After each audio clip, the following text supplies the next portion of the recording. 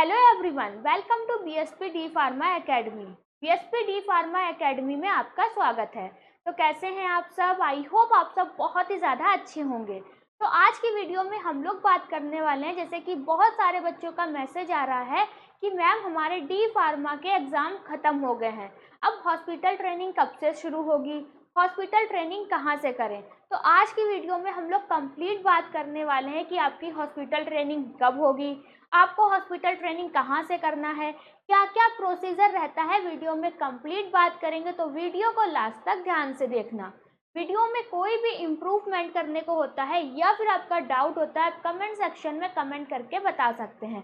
उससे पहले अगर आप डी फार्मा फर्स्ट ईयर या फिर डी फार्मा सेकेंड ईयर के स्टूडेंट हैं, तब आप हमारी मोबाइल एप्लीकेशन बीएसपी फार्मेसी को विजिट कर सकते हैं, जहाँ पर आपको हम D pharma first year, D pharma second year दोनों के ही वीडियो लेक्चर प्रोवाइड करते हैं। आपको लाइव क्लास प्रोवाइड की जाती है।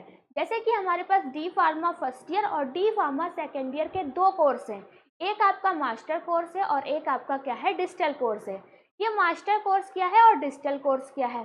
तो जैसे कि आप मास्टर कोर्स ज्वाइन करते हैं, जैसे कि मास्टर कोर्स के अंदर आपको 18 फीचर्स मिलेंगे और डिजिटल कोर्स के अंदर आपको 8 फीचर्स देखने को मिलेंगे। जो भी स्टूडेंट मास्टर कोर्स को ज्वाइन करता है, उसके घर पे कुछ इस तरीके के हैंड रिटन नोट्स भेजे जाएंगे। एक नोटबुक के अंदर आपको सभी के सभी सब्जेक्ट मिल जाएंगे, जिसको कि टीचर ने खुद अपने हाथों से तैयार किया है। बहुत ही इजी लैंग्वेज में बताया गया, सब कुछ आपको फ्लो चार्ट में समझाया गया और डायग्राम को भी बहुत अच्छे से डिज़ाइन किया गया है। ये नोटबुक आपके घर पे बिल्कुल फ्री में भेजी जाएगी अगर आप मास्टर कोर्स ज्वाइन करते हैं तब। ना ही आपसे नोटबुक का पैसा लिया जाएगा, साथ ही साथ डिलीवरी चार्ज भी नहीं लिया जाएगा अगर आप मास्टर कोर्स को ज्वाइन करते हैं तब। डिजिटल कोर्स में कोई भी ऐसी नोटबुक आपके घर पे नहीं भेजी जाएगी, कंप्यूटराइज नोट्स की पीडीएफ रहेगी जो कि आपके ऐप के अंदर ही रहेगी। अब ये मास्टर कोर्स बेस्ट है या फिर डिजिटल कोर्स बेस्ट है? तो जिन भी बच्चों को अपने घर पे नोटबुक नहीं मंगाना है तो उनके लिए डिजिटल कोर्स बेस्ट है, और जिन भी बच्चों को अपने घर पे नोटबुक मंगाना है तो उनके लिए बेस्ट मास्टर कोर्स है। तो जल्दी से प्ले स्टोर पर जाइए, बीएसपी फार्मेसी ऐप को विजिट कीजिए।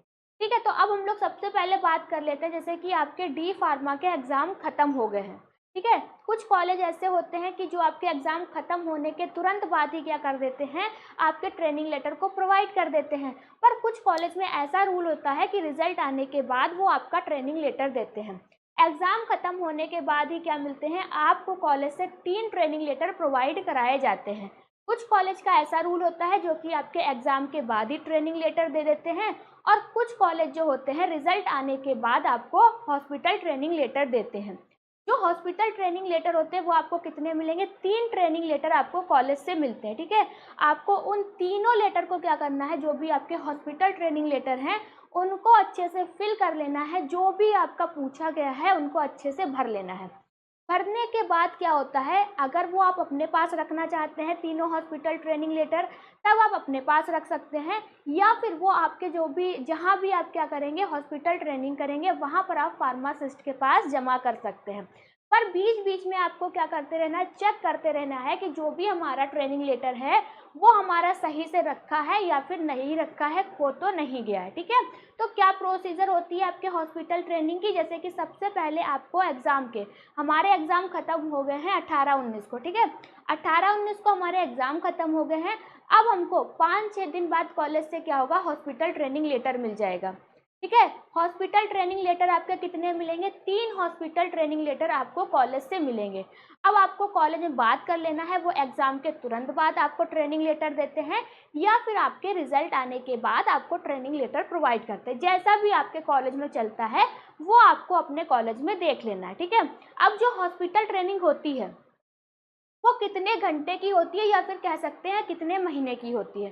तो हॉस्पिटल ट्रेनिंग आपकी 3 महीने, 90 दिन या फिर कह सकते हैं 500 घंटे की आपको करनी होती है।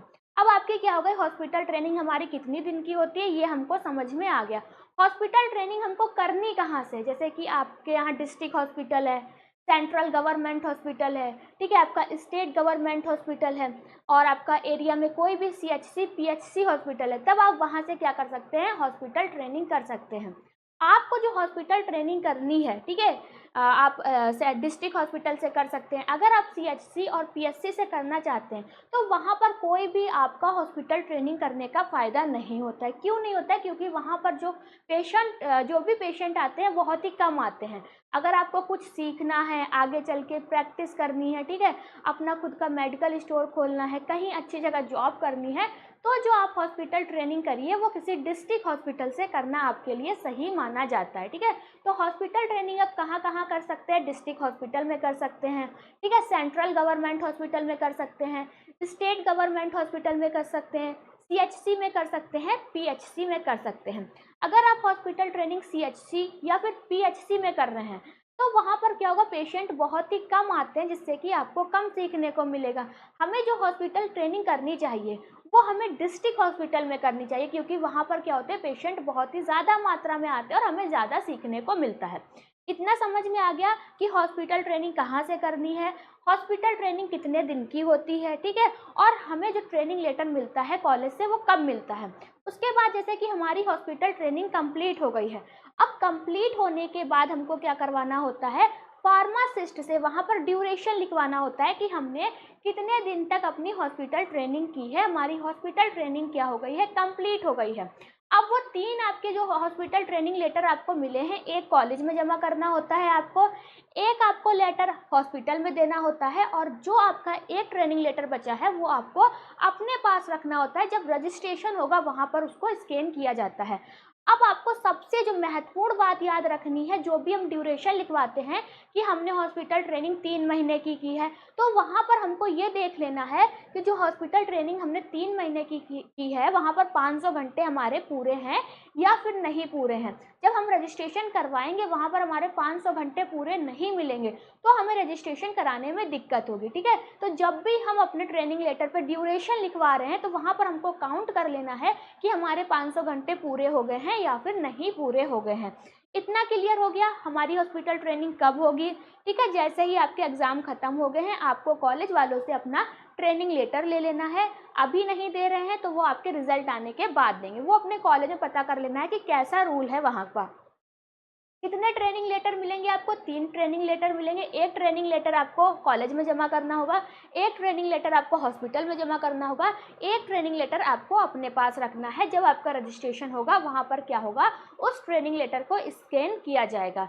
सबसे ज़्यादा जो याद रखना है हमको, ड्यूरेशन याद रखना है कि हमारी जो ट्रेनिंग है वो 500 घंटे की पूरी है या फिर नहीं पूरी। ठीक है, तो आपको क्लियर हो गया होगा कि आपकी जो हॉस्पिटल ट्रेनिंग होगी वो कब होगी, कहाँ से करनी है आपको, और आपकी कितने घंटे की होती है। अगर आपको कोई और भी डाउट होता है तब आप कमेंट सेक्शन में कमेंट करके पूछ सकते हैं।